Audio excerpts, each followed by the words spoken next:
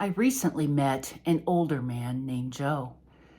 I sat next to him on a park bench while I watched my son play on the playground. He began talking about his life with his wife Jenny and their daughter. Here is the story that Joe shared. Oh, she was beautiful. I was visiting the home of my college roommate in a small Iowa town. It was a beautiful spring day, too nice to stay inside. We were headed to play basketball at the park when we walked by a small group of girls sitting on a blanket. She was laughing, her head thrown back, and a beautiful yellow ribbon was wrapped around her neck, the breeze lifting it up almost as if it was dancing. I could barely take my eyes off of her and just knew that I had to meet her. My friend Tom and I played ball for a while. He beat me quite handedly as I wasn't paying attention to anything but the girl sitting on the blanket. When it looked like they were packing up, getting ready to leave, I asked Tom if he happened to know the girl with the yellow ribbon. He looked and said that he thought it was Jenny Walsh. She was a friend of his younger sister. I immediately asked him if he would introduce me, which he did. Jenny was her name. Jenny, Tom, and I sat at the picnic bench and talked for about an hour. That was all the time I needed to know that I simply had to get to know her better. I gathered the nerve to ask her if she would be okay if I wrote to her.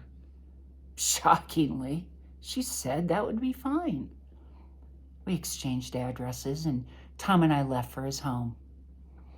I am pretty sure he had to hold on to my foot because I was flying so high from having met such a wonderful girl. We exchanged letters for the next few months. I knew she was the one for me by this point. By the time the next summer rolled around, I had secured a job in the small town where we met.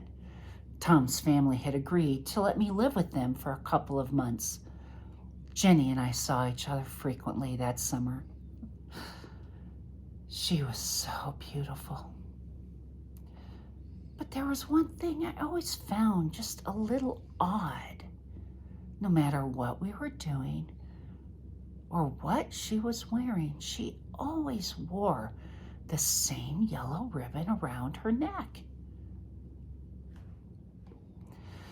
Before I left to go back to school for my final year, I finally got up the nerve to ask her about it. She had a lovely long neck. I told her I would really like to see it without the ribbon.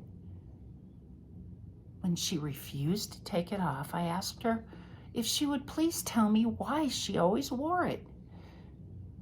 With a shake of her head, she said, "Someday I will." Jenny and I continued to write, and the next Christmas I got down on one knee and asked her for her hand in marriage. She said yes. Oh, it made me the happiest man alive. The next summer, on the 1-year anniversary of our meeting in the park, Jenny walked down the aisle to be my wife. She wore a beautiful white wedding gown and the yellow ribbon around her neck. I remember being surprised that she would choose to wear the yellow ribbon with a beautiful wedding gown. What did I know about fashion?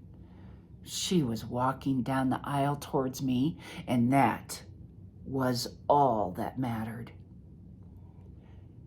After the ceremony, as we danced our first dance as husband and wife, I asked her if she would take off the ribbon. She shook her head no.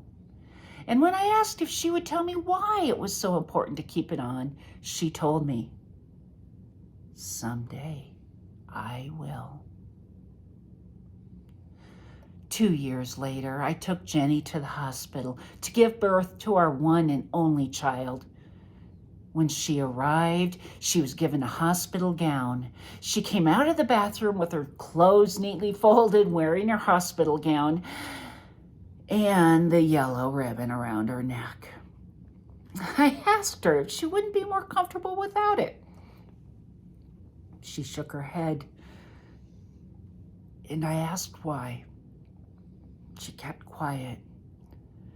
"Will you please tell me why you must keep it on?" She answered by saying, "Someday I will." Jenny, Claire, our daughter, and I had so many wonderful times. At least once a week, I opened one of the many picture albums I have of the three of us.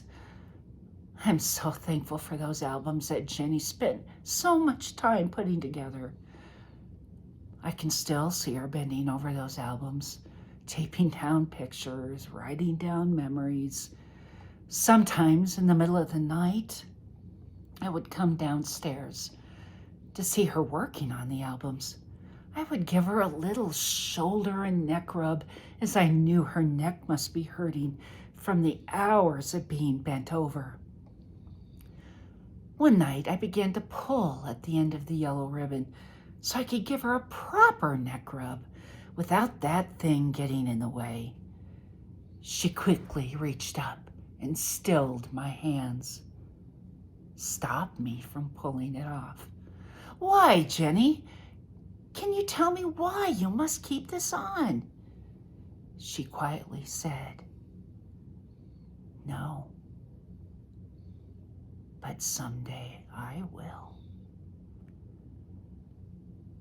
About 3 years ago, we got the news that nobody wants to hear.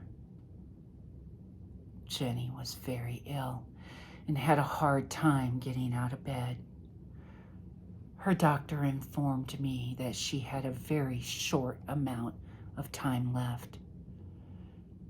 As I sat beside her, I thought about her beautiful life and couldn't believe that our time together was coming to an end.